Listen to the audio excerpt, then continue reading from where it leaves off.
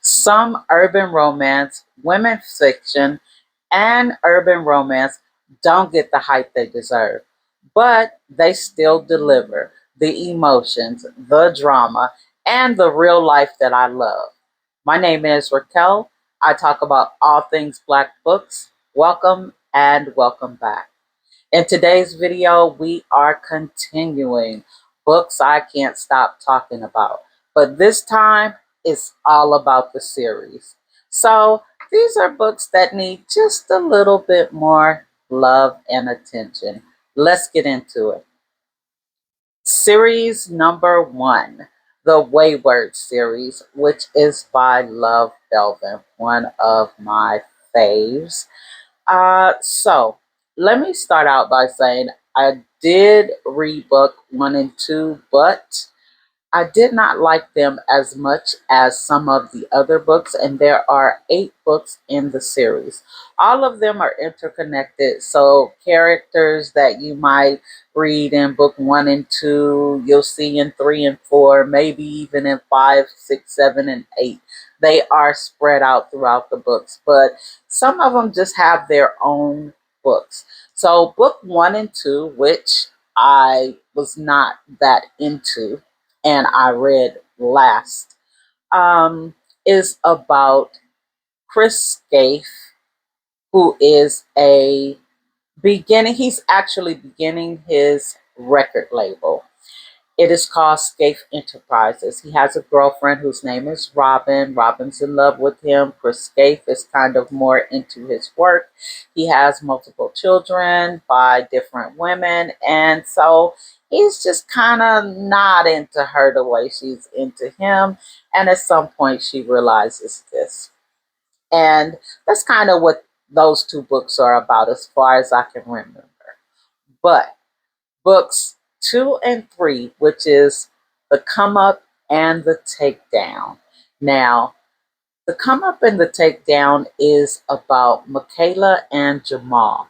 Jamal is Chris Scaife's number 2. He is rising in Scaife Enterprising. He will eventually become the, I don't know, CEO, the manager, the director, whatever it is you do at the top. That's what Jamal will eventually be.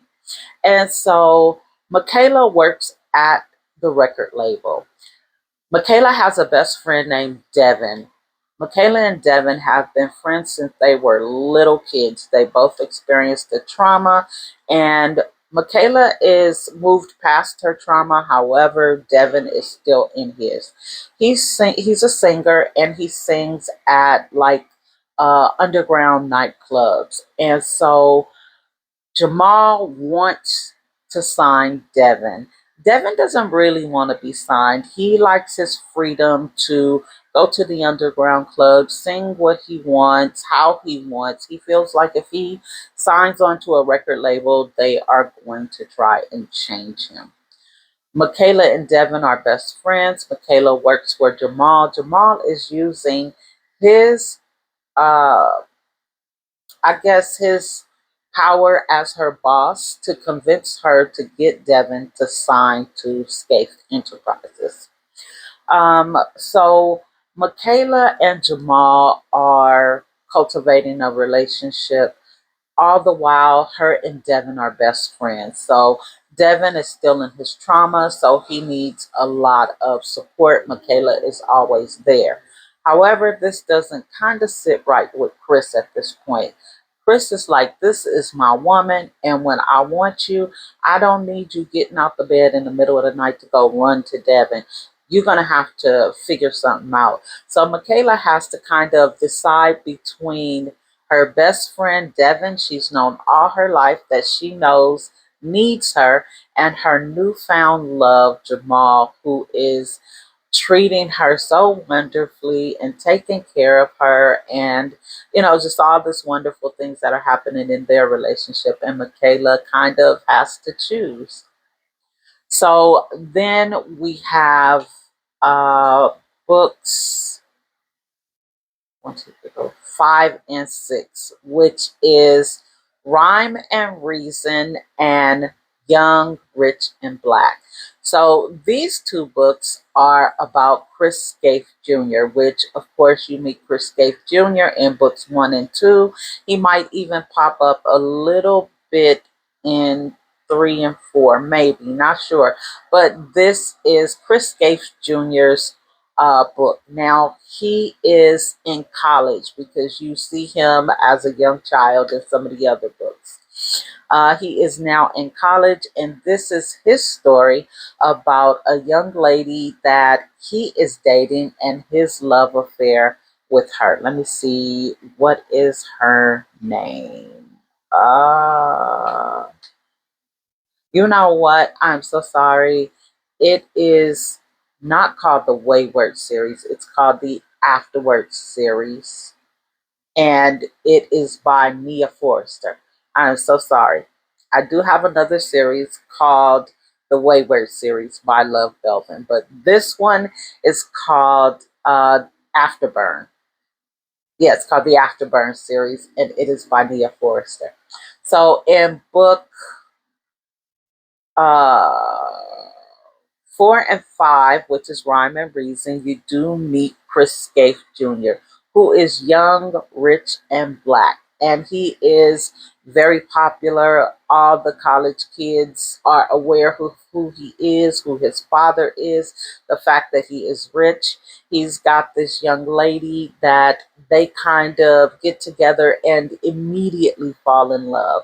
She is Muslim, and I'm not going to say it causes a problem, but there is sort of something there. But as they are falling in love and trying to make it work, they have some issues that don't quite, mend just right. And so they wind up separating and meeting back up in book 2. And this is where their love story actually starts. So in this book, you also meet Cal Carter, who is Chris Scaife Jr.'s best friend. He has his own book later on. So then we get to book 7, which is Broken. Broken is Devin's book. You wind up seeing what Devin's trauma is and how he navigates that trauma, all the trouble he gets into, and what his kind of vice or hiccup is. He also he signed to Scaife Enterprises, but he meets another young lady who works at Scaife Enterprises. Her name is Harper. Harper is a black girl with kind of an alternative uh, lifestyle and personality. So she has her own specific look, and she doesn't just, I guess, look like the average black girl. And so, but then what does the average black girl look like, right? Anyway, so Harper and Chris form a friendship. Harper is empathetic to Devin because Harper has a particular type of reputation. She has been harassed and labeled and all these different things. And there are some rumors about her, and there are rumors about Devin. So she understands and they connect, they understand each other. Devin needs to get away. After this last incident that happened, Jamal has told Chris, either get it together or I'm dropping you from the label. So Harper's family is very well to do. They have this cabin off in the middle of the woods, who knows, middle America, nowhere. And she invites Devin to stay there alone just so that he can regroup, figure some things out, try and, just get himself together, because at this point, he doesn't want to be dropped from the record label. When we first started, he didn't even want to be a part of it. But at this point, he is now a singer. He has music out. He doesn't want to be dropped. This is his passion. And he knows he's got to get it together because he's had a few incidents and they don't turn out good for Devin when he has these incidents. So Michaela allows him to stay there, but Michaela is also having her own issues. She is not in a good place with her ailing father, who they have had a very tough relationship all of her life. She feels like the black sheep of her family.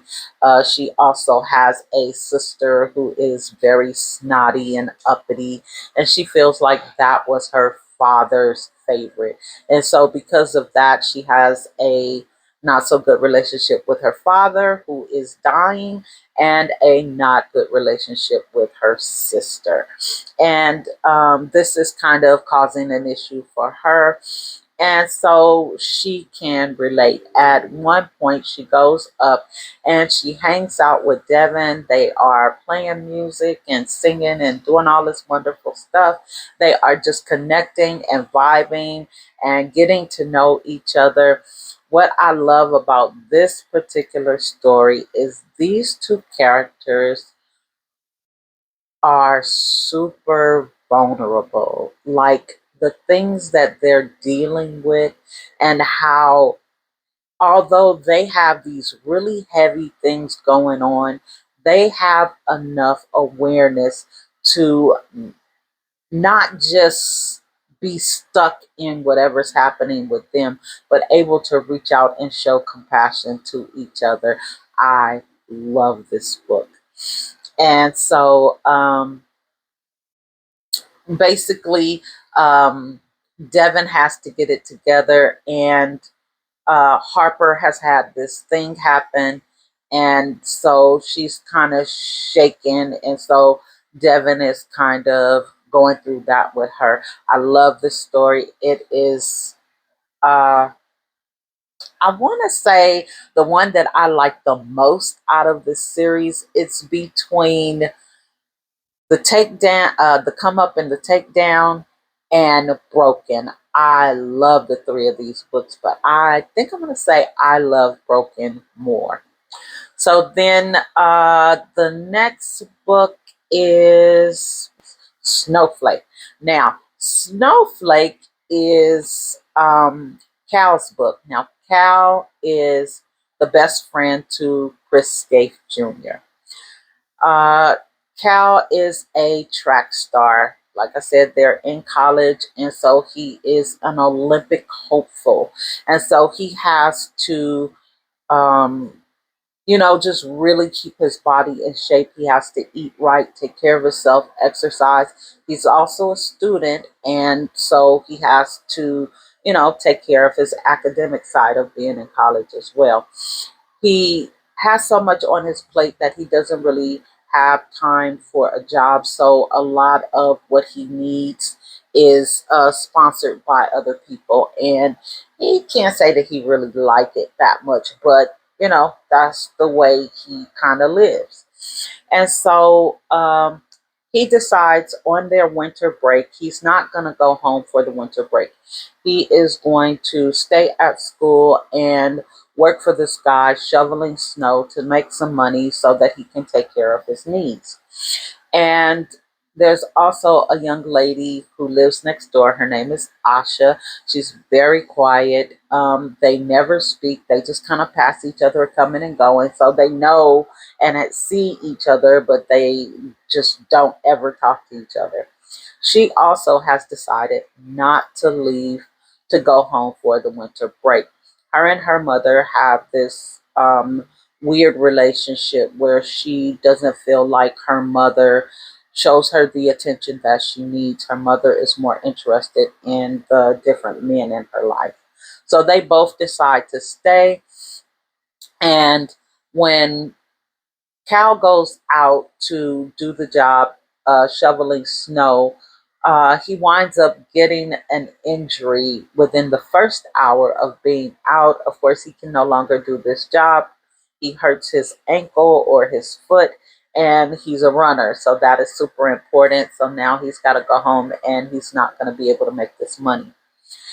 Him and Asha kind of start talking because the lights wind up going out in the dorm. And so they come out and they come out and they start talking to each other because the lights are out there. Like two of the only people that's left on campus. There are other people, but as far as in proximity to each other, it's just them two. So they strike up this friendship. And so now they are spending time with each other. They are getting to know one another. So throughout this book, you are getting to know, they're getting to know each other. So you're seeing them becoming very good friends. But you are also seeing that relationship between her and her mother, what it's like for her, how she feels and what she thinks about this relationship. You also see Cal and his relationship with his parents. So his father was taken away from him. Um, I want to say before he went to college, maybe while he was in high school. And so that relationship that he had with his father is fractured. One, because his father got him into track as a little kid. His father taught him how to run.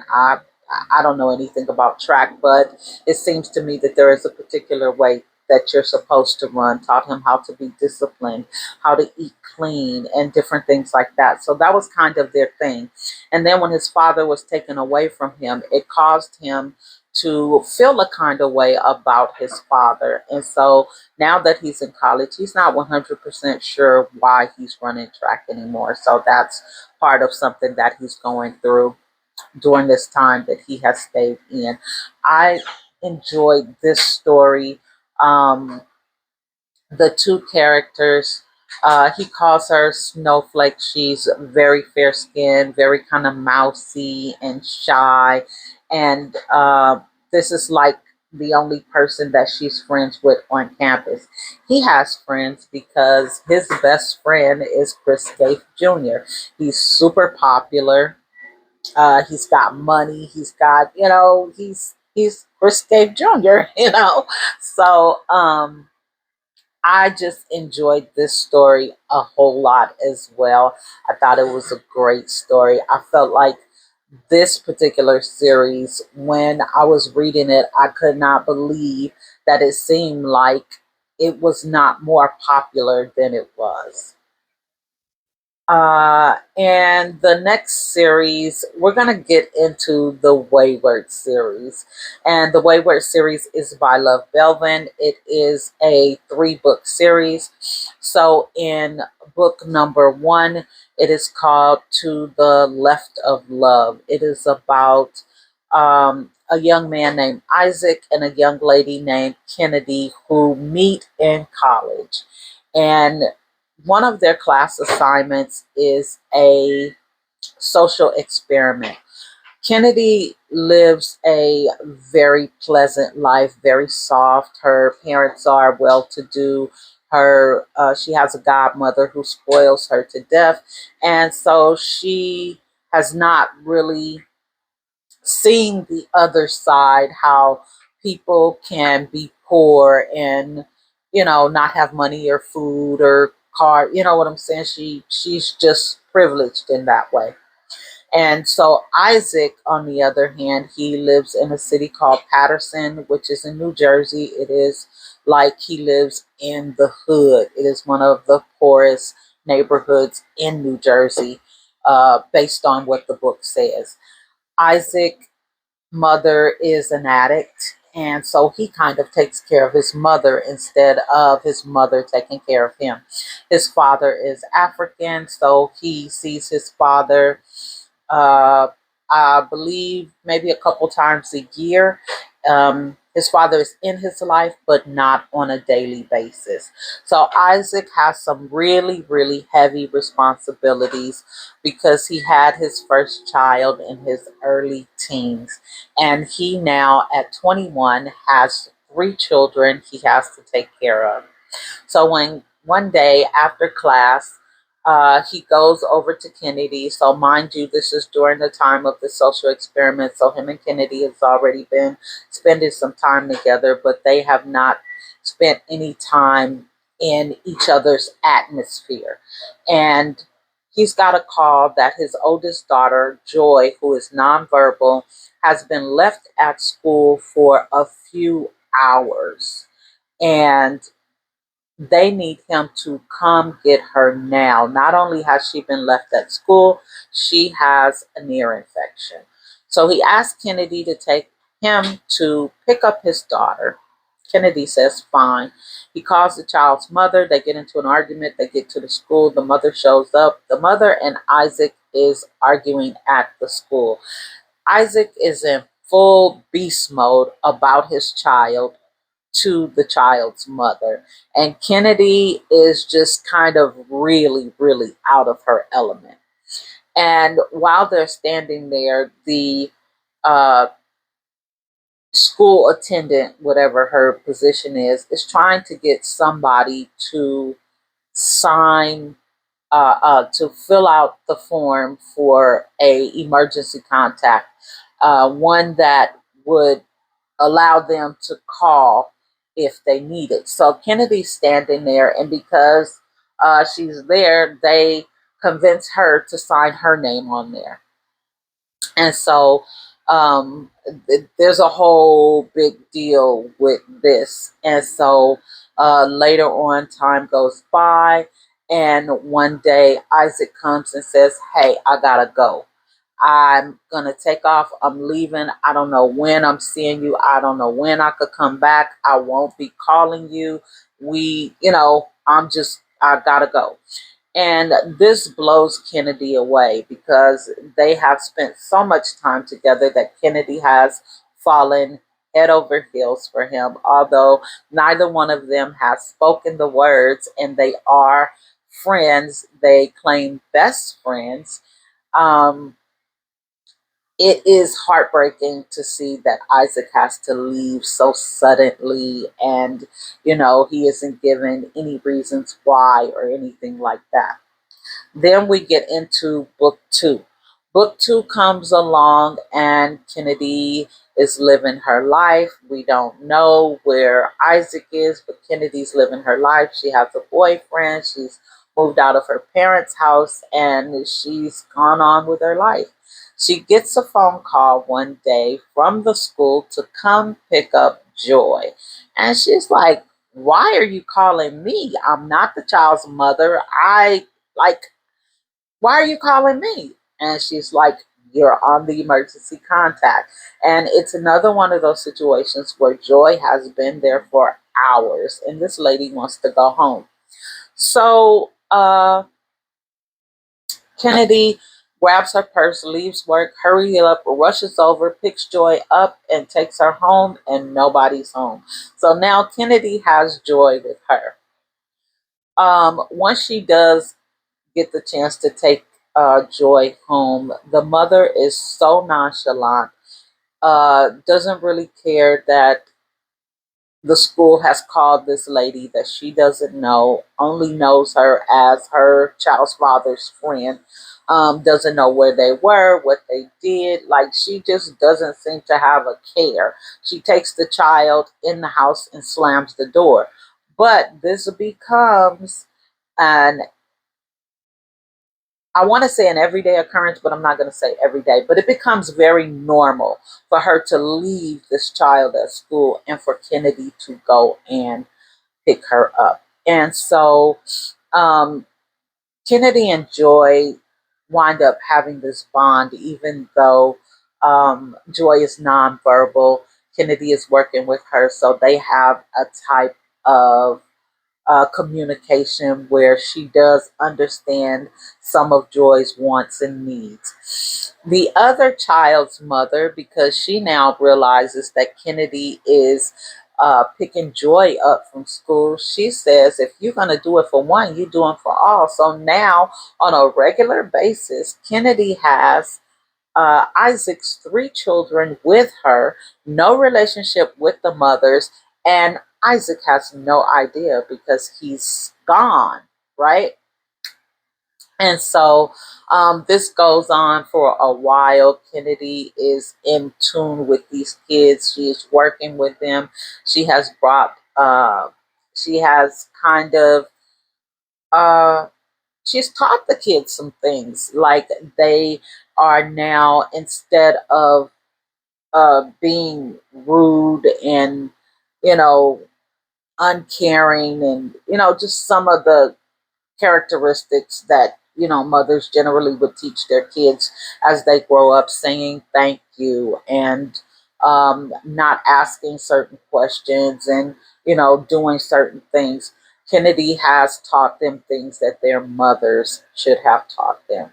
And so Isaac comes back. He finds out that Kennedy has had his children, and he had no idea, and that these mothers have been pushing these children off on Kennedy. And he is not happy at all. Him and Kennedy get into this thing, and now Kennedy can no longer see the kids. After they've been pushed on her, she's developed a relationship with them. They've developed a relationship with her. They have a bond. They even have a bond with Kennedy's family. Now they are ripped away from Kennedy. And that was so sad to me. I was so mad. I could not believe they did that to her. But she doesn't really have a choice, because they're not her children. They were just children that she was caring for a time. And so in book number 3, now you find out where Isaac was, why he left, and, you know, what's he going to do about these kids' mothers and their lack of boundaries and just their antics. The Art of Hood Love by Antoinette Sherrill. Now, this was my first time reading an Antoinette Sherrill book, and it started, of course, with Savvy. So, Savvy is a young lady who lives with her aunt and her boyfriend and her cousin Michi. Her and Michi are so close, it's like they're sister cousins. I believe Savvy's mother has passed away. If I'm not mistaken, I believe Savvy's mother passed away. And so she goes to live with her aunt. Her aunt has a boyfriend, and we find out that her aunt's boyfriend is misusing Michi. So once she comes to live with her family, Savvy and Michi come up with this plan where they both come in the house at the same time. That way, it doesn't leave room for the mother's boyfriend to harass Michi. One day, Savvy is not able to get there in time, which leaves Michi there with her boyfriend for a short period of time. Savvy walks in, and whatever was about to happen doesn't happen, but at the same time, it, you know, got a little too close. So she gets into a verbal altercation with her aunt's boyfriend. When her aunt gets home, she finds out that Savvy has had this verbal altercation with her boyfriend, and she beats Savvy badly, beats her so badly that Michi and Savvy decide, you know what, that was the last straw, I'm out of here. They pack up their bags, grab their stuff, and they leave. They don't really have anywhere to go. Michi has a little bit of money saved up. She's a dancer. But I think Michi is 18 and Savvy is 17. They take off. And Savvy met this guy who gave her some money and invited her to a party. Michi has decided, and she's telling Savvy, you cannot take money from men like that. They will expect something in turn. So this kind of lets you know that Savvy is a little green. And so Michi decides that they're going to go to the party. Savvy's going to give the money back to this guy. They get to the party. They go to the party with another acquaintance, which is another lady who is a dancer. Michi tells Savvy, stay right here. Don't go anywhere. Don't talk to anybody. When I'm done, I'm going to come right back right here and get you. Shabu, which is this party is for his older brother. I believe this is Relic's birthday party. And Shabu is there. He notices Savvy, and he realizes that she is out of her element, and he knows the guys in there. And so he feels like he wants to keep her company and protect her from things that could happen. So he's entertaining Savvy for the most of the night. At one point, he has to leave in a rush. He tells her, "Hey, I need you to get with your cousin." She's like, "No, I'm good. Don't worry about it." She told me to stay right here. Blah blah blah. The whole thing. And so he tells her, "Okay, at least call her." And so she calls her cousin, and so he believes that Savvy is okay. He takes off. Unfortunately, Savvy is not okay. The next day, something has happened to Savvy, but nobody, not even Savvy, knows what happened to her and who did it. And if I'm not mistaken, the saying is love in, blood out. And so they take on Michi and Savvy is now a part of their family. In book two, they're trying, in book two, they actually find out what happened to Savvy and who did it. This is where the repercussions come in for what happened to her. This is an amazing book. And then book three, Savvy is pregnant and she has her baby in book three. This baby is born with blue eyes, and excuse me, they are initially trying to find out if this baby, why does this baby have blue eyes? Where did these blue eyes come from? And I also have to say that Relic, which is Shabu's older brother, has blue eyes. And I'm not saying that that's his baby, but I'm not saying that it's not. I'm just not saying. I always got to throw some mess in there because I love the messy books. This one is called Taking a Chance on a Boss. It is a 2-book series. It is by Deidre B. Now, this is a nanny, the nanny trope books. And personally, I don't generally go for the nanny trope. But this one was really good. Like in my head, I always think I don't want to read a nanny trope because we already know that the nanny's going to sleep with the man, right? Wrong. That's not what happened in these books. I mean, it is, but it isn't. So it isn't like she goes behind the woman's back and sleep with it. No, no, no. So this is about a rich guy named Khan. I think his name is Conyers or something, whatever it is. His name is something Williams. Khan something Williams, but his nickname is Khan. This guy is he's got money. He's got money. He's handsome, and he's got a girlfriend. His girlfriend name is Lisa. His fiance name is Lisa. Lisa is living the good life. Her and Khan has got into this rhythm of their relationship. They are in love. They're planning to get married. Everything is going well, and something happens with Khan's sister. And Khan takes his niece and his nephew and become their guardian.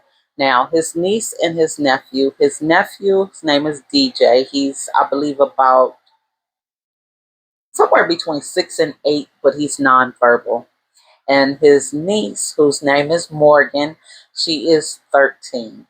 So they come to live with Lisa and Khan.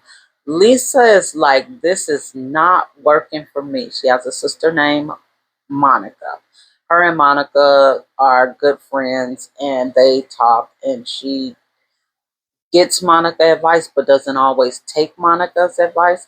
And so she's telling Monica, I do not want these kids here. I just want me and my man. I'm sick of this.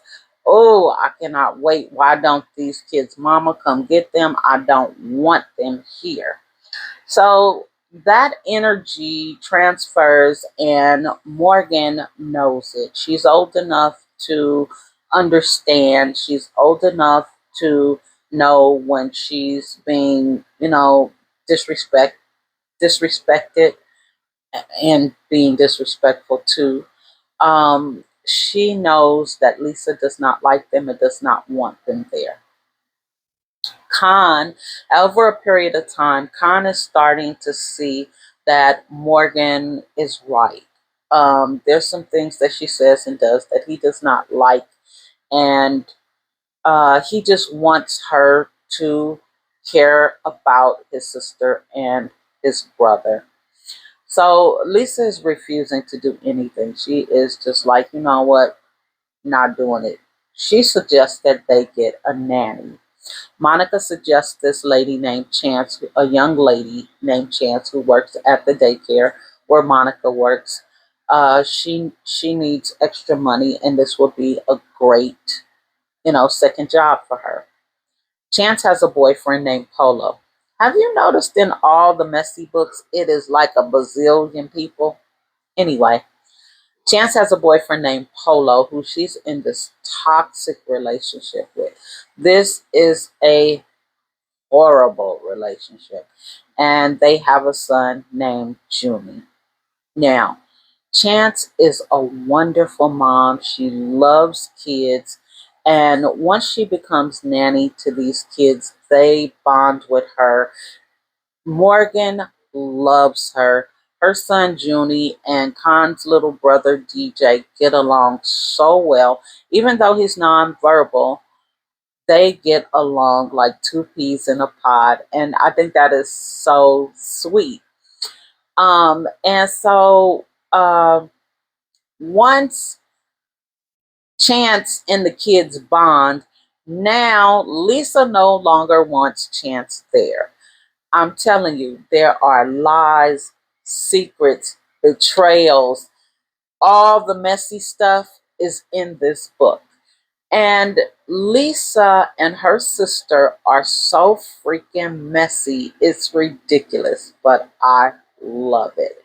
Um, she does everything in her power to get rid of Chance.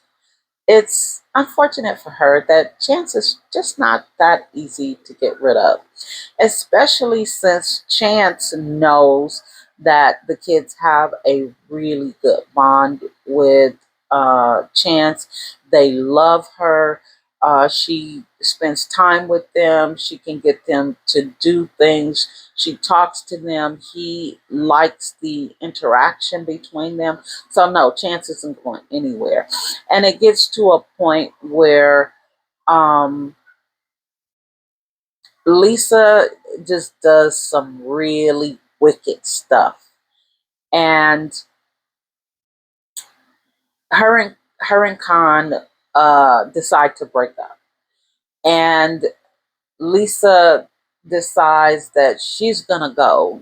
She's hoping that he will say, "Oh no, don't go. I love you," but he's not saying that because he is intrigued by the relationship that Chance has with his sister and brother, and he loves his sister and brother.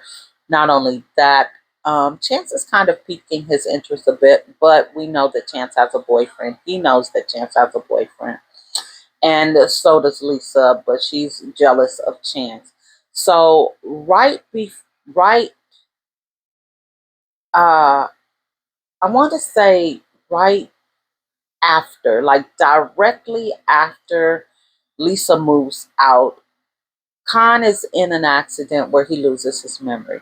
This heifer moves back in and starts running his life, making decisions on his behalf, just moving stuff around. I mean, she is doing the most.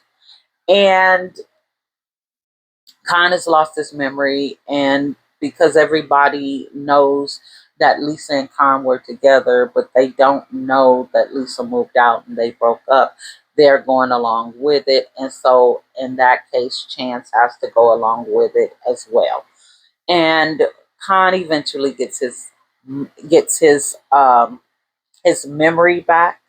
Not only does he get his memory back, he finds out some of the stuff that Lisa has been doing. And he also finds out that really big thing that happened. There's this real big deal that happens, he finds out about that. And it's not good at that point. This is such a good book. It is so messy. I say every time there are a bunch of characters in a book, then it's gonna be messy. You've got Khan and Lisa, Morgan and DJ. You've got Chance and Polo. You've got Prince, who is Chance's cousin. You got Sheree. You've got, is her name Sheree? Yeah, her name is Sheree. You've got Chance's mother. He's got 3 or 4 sisters. Um, yeah, and all of these people are playing roles in this book. So it's gotta be messy with that many people in it. It is so good. But really, all of these stories are very good, and a couple of them I have definitely talked about before. Like I said, they just need a little bit more love and attention. So if you have read any of these books, let me know in the comments. If you have a series that you believe that does not get the hype that it needs, drop it in the comments. I love to add it to my TBR. If you enjoyed the video, don't forget to give it a thumbs up and do all of the YouTube things. Like, comment, share, subscribe. Until next time, see you soon.